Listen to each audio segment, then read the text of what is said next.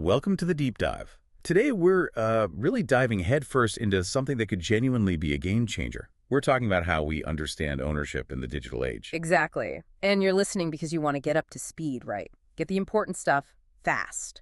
Consider this your express lane then.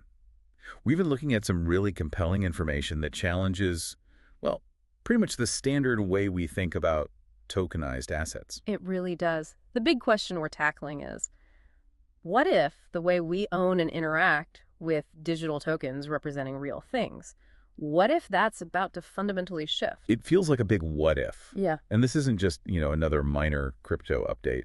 This hits the core of digital ownership. For sure. Now, you've probably heard about tokenizing assets, maybe fractional shares in art or a piece of property. Right, the usual examples. But what the material we're looking at highlights is this really crucial difference, a fork in the road, you could say.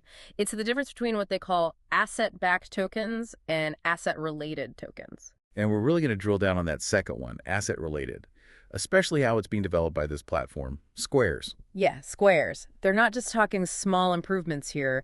They're suggesting they're actually rewriting the rules. It's quite a claim. It is. So let me get into it. What's the current landscape? What are we comparing this to? What's this asset-backed model all about? Okay, yeah, let's start there. The asset-backed token. That's probably what most people think of when they hear tokenization right now. How would you sort of describe that simply? Well, asset-backed sounds pretty direct, doesn't it? Like, here's a token, it represents that thing over there. Right. Sounds simple. But what our source points out is that the connection, it's often quite indirect. You don't necessarily own the asset itself. Okay, so what do you own? Often your token represents maybe a share in a fund or like a piece of a company that holds the asset. It's a bit like owning, say, REIT stock instead of the actual deed to a building. Ah, okay. So there's a layer in between. And that distance, that layer, creates some real limitations, according to the source. Big ones. Like what? Well, for instance, you generally lack direct control. You don't get to say how the asset is used, or if it gets sold, or how the money it makes is managed. So your token's value is tied to someone else's decisions. Pretty much. Yeah. It's tied to the managers of that pool or fund. Think about it. You might have a token linked to some amazing artwork, but you have zero say if it's shown in a gallery or just stuck in a vault somewhere. Right. It's like a digital IOU for exposure, not actual command. And the source also mentions legal ownership can sometimes be surprisingly murky in these setups. Yeah, vague is a good word for it. And what about trading? Liquidity? Often limited, right. You're usually dependent on centralized platforms, their rules, their operating hours. It's not always easy to just sell when you want. And it's interesting, isn't it? Blockchain was supposed to cut out the middlemen, the gatekeepers in finance. That was the dream. But this asset-backed model, as the source points out, can sometimes feel just like, well, like digital wrapping paper on the same old intermediaries. You're still relying on someone central. That's a really good point. It makes you wonder if we're really leveraging the tech's potential. The source has a great quote here. You hold a token, but what you actually own is often vague, diluted, or disconnected from the real asset. That really sums up the problem, I think. It definitely makes you pause. So if that's the problem or the current limitation, that brings us back to SQARES and this asset-related idea. How is that fundamentally different? Okay, so SQARES proposes a totally different way of thinking about it. Their asset-related approach, running on the RWX blockchain, is all about a direct autonomous link. Direct and autonomous. What does that mean in practice? Well, the key distinction, according to the source, is that each asset-related token is legally tied to one specific identifiable real-world asset. Not a share in a mixed bag, but a direct digital counterpart to that thing. Okay, that sounds much more direct right off the bat, one-to-one. Exactly. But it's more than just a digital title deed. The source says these tokens have functionality built right in. Functionality? Like what? This is where their function-integrated smart contracts come in. Think of it like this. The rights linked to the asset, any income it generates, the rules for using it or selling it, all that stuff, is programmed directly into the token's code on the blockchain. Wow, okay, so the rules travel with the token.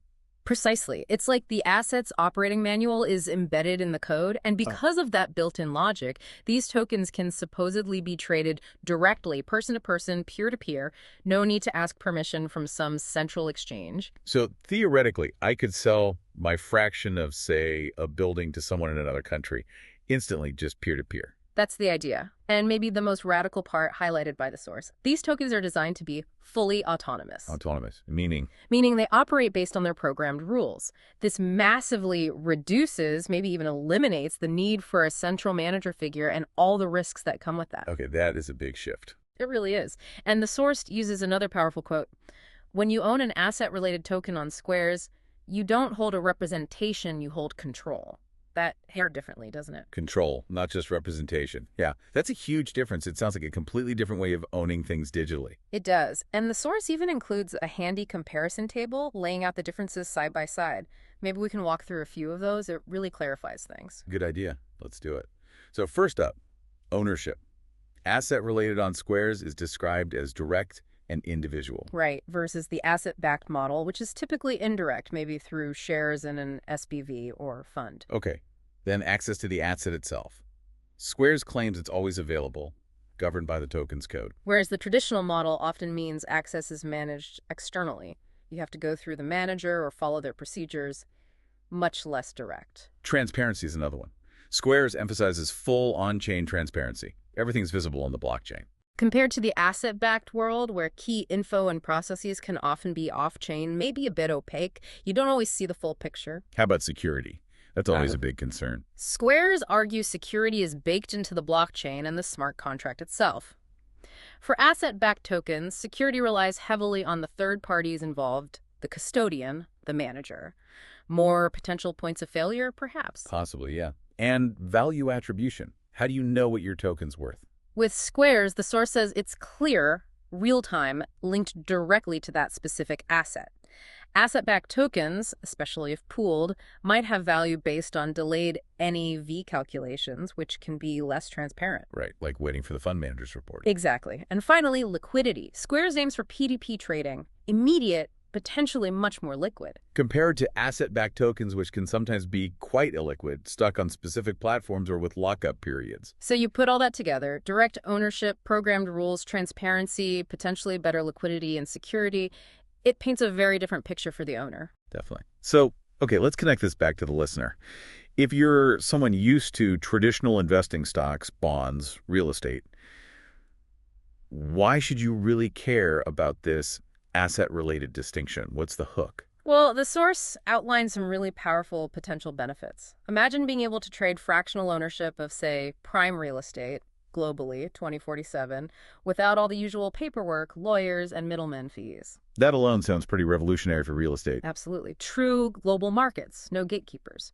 Then there's the idea of automatic income. Think rental income or revenue shares just flowing directly to token holders based on the smart contract logic. That sounds incredibly efficient. Cuts out a lot of admin overhead, presumably. That's the promise. And the source talks about true price discovery prices set by direct peer-to-peer trading, not by potentially opaque fund valuations. So more market-driven pricing. Yeah. And maybe the biggest thing for many investors, reduce third-party risk.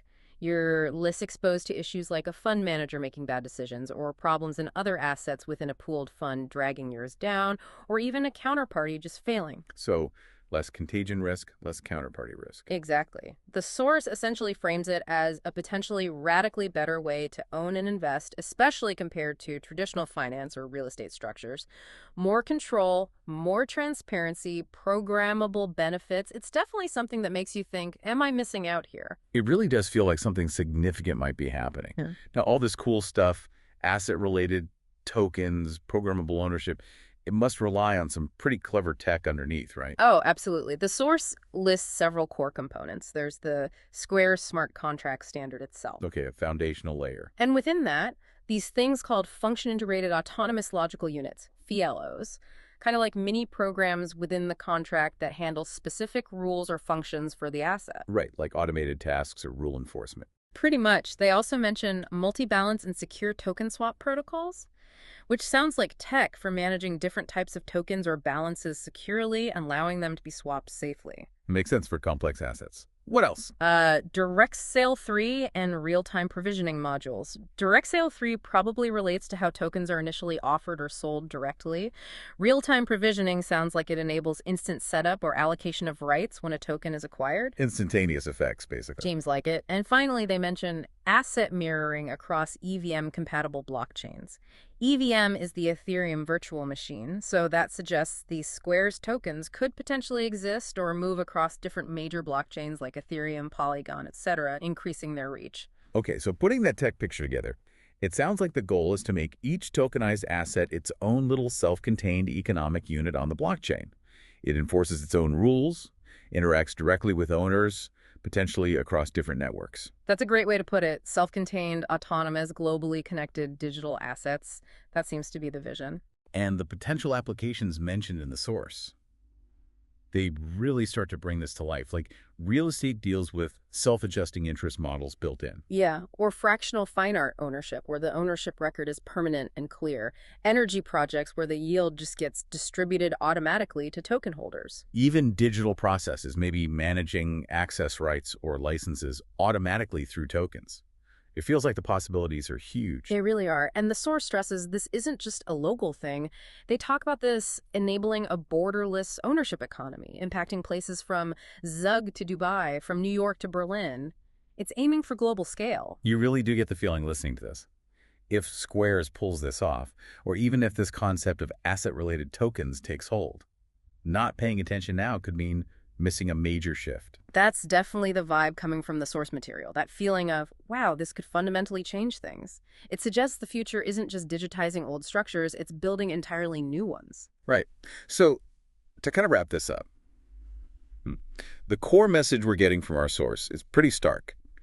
They believe the future of tokenization is asset-related, moving beyond just asset-backed. Yeah, it's all about that direct ownership, the programmable rules embedded in the token via smart contracts, executed autonomously, and crucially, freeing owners from many of the traditional intermediaries. Fewer middlemen, more direct control, more transparency. Exactly. And that phrase the source uses really sticks. With SQARES' model, the asset is the token. It's not just representing it, it is the digital embodiment of its ownership and rights. It's a paradigm shift, potentially. Potentially, yes. A big one. It definitely leaves you with a lot to chew on. So here's the final thought for you to consider.